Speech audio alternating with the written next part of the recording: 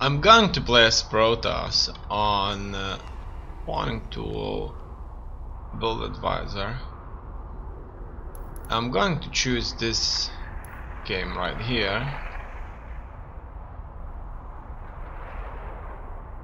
It's been a long time since I've had the pleasure of writing a guide on this particular player, and with a good showing in HSC 17 and a recent qualification to GSL Co 3 Season 3, it's time to put the big boy back in the limelight. For anyone not aware, as we have many wonderful newer additions to our lovely Starcraft 2 scene, Parting used to be one of the strongest, entertaining and charismatic Protoss players in the world.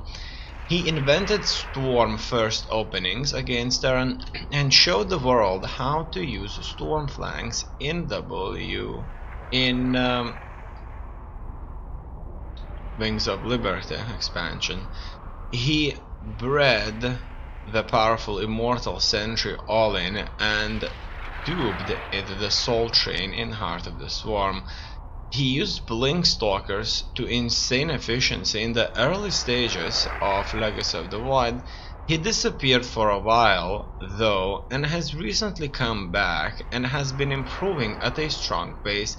This build is in perfect Parting style, as he utilizes an early attack that can easily kill an unprepared turn, but also set himself up for the mid game and some even more fancy Blink Stalker disruptor play. It looks like that's 8 minutes exactly. Now the analysis and build explanation. It's not often I feature super aggressive Protoss versus Terran builds, so for anyone looking for something to spice up their ladder sessions and collect some extra juicy Terran tiers, this one's for you. Since it is a Parting build, I have to preface this by saying that this is a pretty micro-intensive build that may not work in certain situations if you don't have the control to pull it off. If you need a refresher on how to use Warp Prisma Micro, check out this guide.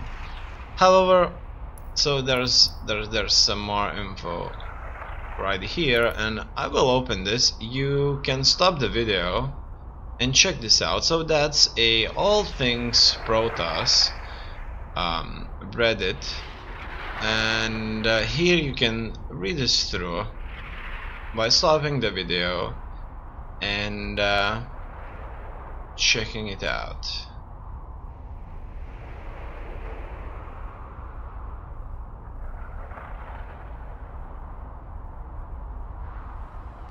Alright.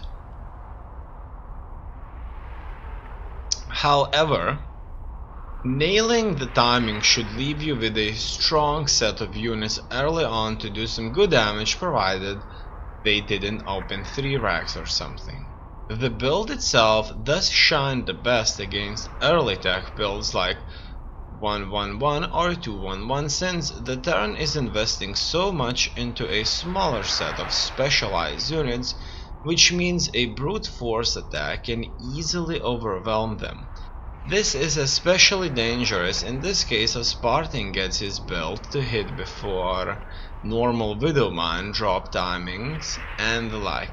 If they're going for pure bio early on, then it might end up being hard to break them. However, once I start going more into the transitions in the other section, I will also address that. First off, let's see what Parting does to make this build hit as early as it does.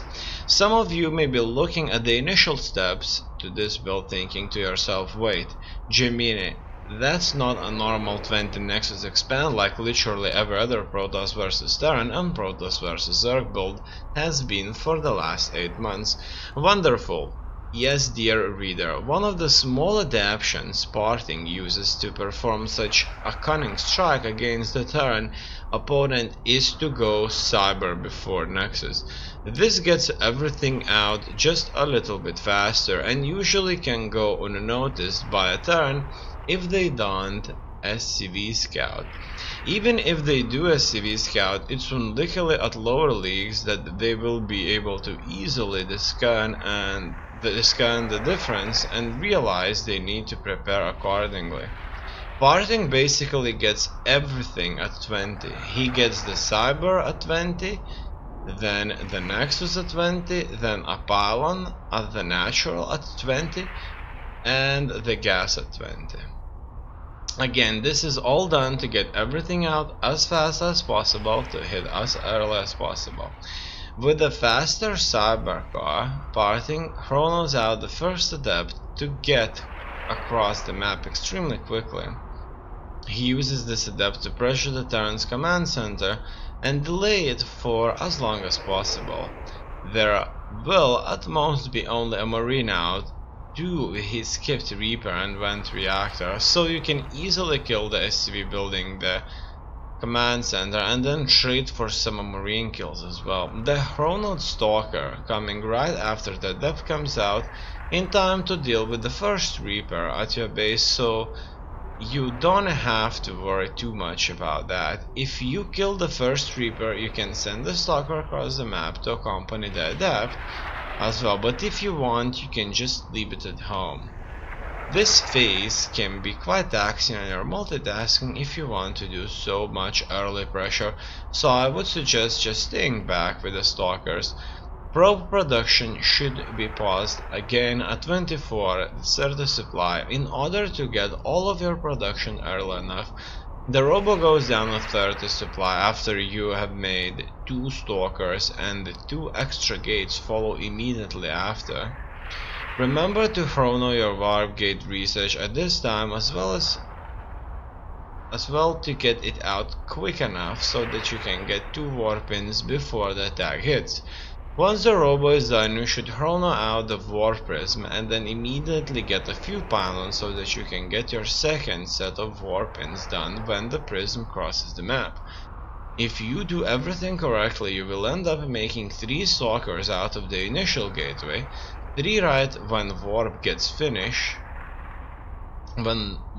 finishes, and then 3 more across the map to hit with a total of 9 Stalkers at about 4:30. So how does it do against the plethora of builds Terran has?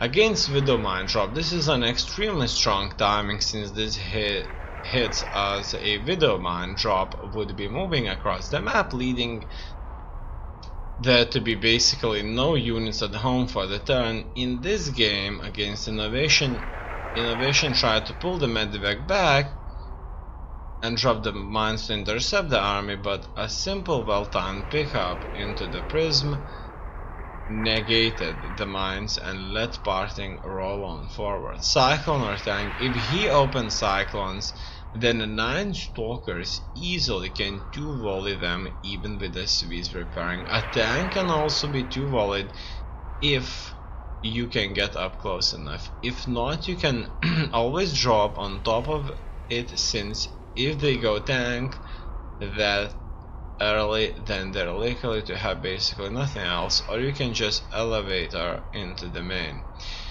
Against Banshee openers can also get shut down hard because of how little units they will have at home. When Fantasy went for Banshee opener against this build, Parting was able to deny the natural and kill a lot of SUVs. He saw the tech lab on the starport as well when he poked into the main, and was able to make a shield battery in each mineral line and warp in defensively and use the observers he was making to deny the Banshees from doing too much damage.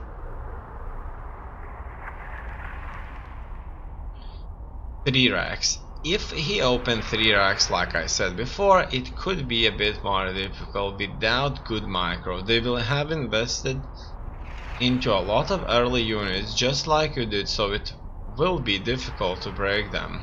They should have around 18 Marines when this attack hits, which can be harder to micro against. Terran doesn't have the highest SUV count with this build though, so as long as you can trade favorably, it can still be okay. Since you have the robo done, you can also go right into disruptor, since their medivacs will be ready late and you can punish any follow-up pushes they do with them. It's also important to remember that stim and combat shields finishes just after 5 with this opening, so if you're in scrappy fight until then, be aware of those key upgrades finishing to give a good power spike to the turn. 2-1-1. Since this is basically the same as 3 rags but with 1 less barracks, you should be able to still micro against the marine count they have made. 2-1-1 isn't really that popular in Terran vs Protoss, but you will still get some people that try to do it. If you do end up in a situation where you can't immediately kill the Terran, fear not. Parting also has a sexy follow-up that he showcased against Fantasy. Blink Disruptor transition. Continuing in Parting fashion, he follows up his early attack with a fast blink transition to set up a 3rd base and then goes into Disruptors. Parting is one of the only Korean players to actively use Blink Disruptor as an army composition early in Protoss vs Terran instead of transitioning into Disruptors in the late game. It's extremely fun to watch and just as fun to play as well. With how many SUVs you literally killed, it will be difficult for the Terran to immediately do a counter-attack, especially if you keep the threat of the War Prism alive. A lot of Terrans will be so afraid to move across the map if they know you still have a War Prism. With this room that he's made, Parting goes into Blink and saturates his 2 bases before expanding to the 3rd. With Blink done early, you can do some nice Blink micro against any counter push that eventually walks across the map, or accompany your stalkers with some immortals to clean everything up and continue on. Something that Parting delayed quite a bit this game were his extra gateways. But that was because he was so busy microing his stalkers non-stop across the entire map. You can easily fit them in after you start Blink and you're forged just like normal in Protoss vs Terran. If you don't feel as safe, then you can get the extra gateways earlier and delay the forge just a little bit. You can also chrono out some immortals like I mentioned if you would prefer a more solid core to your army back at home instead of blinking around with only stalkers. Once everything is nice and set up going to 3 bases, Parting gets the Robo Bay and goes into Disruptors to be really active on the map and snowball his lead. He even goes for a War Prism speed and goes crazy with a double Disruptor drop. If you want to go that all out, then please be my guest. If know that it is not all necessarily, and it's very micro intensive. It is extremely fun and rewarding though, and I have collected many a salty tier. So basically he collected many salty tiers utilizing it. You can also go into some Colossus after a few Disruptors if you want as well, or right into Storm. You don't need to go full out Blink Disruptor if you want. I also have plans in the future to feature this style a bit more heavily. VO teasers. So I'm going to wait until then to give a full breakdown of everything that is Blink Disruptor. In the meantime, it's important that if you choose to go this style, then you either need to be sitting back and punishing the Terran's aggression when it's coming to you, or you need to be active on the map looking for fights. You can't let the Terran sit back and get in a well-sieged position with too many units, because then it can be hard to break it with Blink Disruptor. If you have a good lead and macro, well, then you should be able to break most things a Terran can do early on though. If they do get a good siege up with range liberators and tanks, then you will have to transition into Tempests to break them. As for your composition, it's not actually pure Blink Disruptor. You can have a few Immortals from before, some Sentries are absolutely vital for Guardian Shield and can also trap units in with force fields. You can also go either Adepts or Charge Lots as the follow-up to round out your composition. No matter how you decide to play the transition, this build is very fun and aggressive, one man to set the tempo and keep it the entire time. Parting is a great player to watch and learn for playstyles like these, and even if you aren't the greatest at micro or multitasking, then this can be great resources to try to improve those aspects.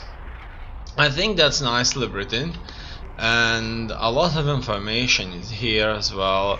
Surely a truly good read, and for anybody that would wish to play this build, there are many variations based on enemy's player choice of play. So basically, if you play this build and you start scouting and you find one of these: Widow Mine Preparation, Cyclone Tank play, Banshee play, 3 Barracks Cheese, 2-1-1 Cheese, there will be answers for that, and you can increase your chances of winning if you play how the author has advised you to do based on professional player experience and his own. And I think that's really cool description and analysis. Let's go into this and try it out.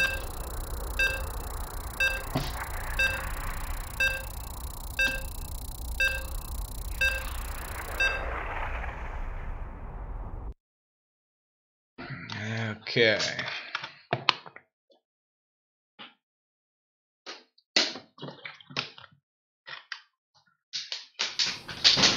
And so it begins. I start with a couple of probes here, and that's that.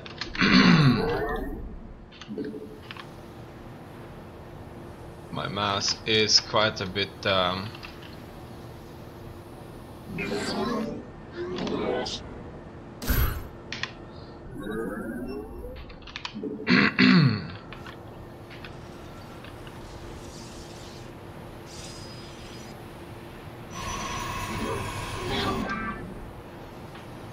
sensitive. Still have to kind of get used to it. Inadequate supply. In Inefficient. any case, gateway, a couple of probes need to be done on simulator, so here can go the gateway. I built a simulator just a bit earlier because I kind of had the means to do it, and I just kind of further go for the probes now and wait for things to finish. Okay, the next thing I'll have to go for is either the Cybernetics Core or the next Nexus. Depends on the money, and I've chosen to go for the Nexus because I kind of wanted to. Here, that will soon finish, and I'll have just enough money for the Cybernetics Core as well. So that's good. Alright, that's done. I need to get another pylon. I'm gonna put it down here. And another assimilator. Not enough minerals. Here I can continue building stuff. What's next? A warp gate needs to take place. And a couple of stalkers will have to come in. Okay. After that, robotics facility. In any case, looks like I'll be keeping everybody here. That's done. I like the fact that I can hear when a building finishes. I think that is an important thing. So the stalkers here, and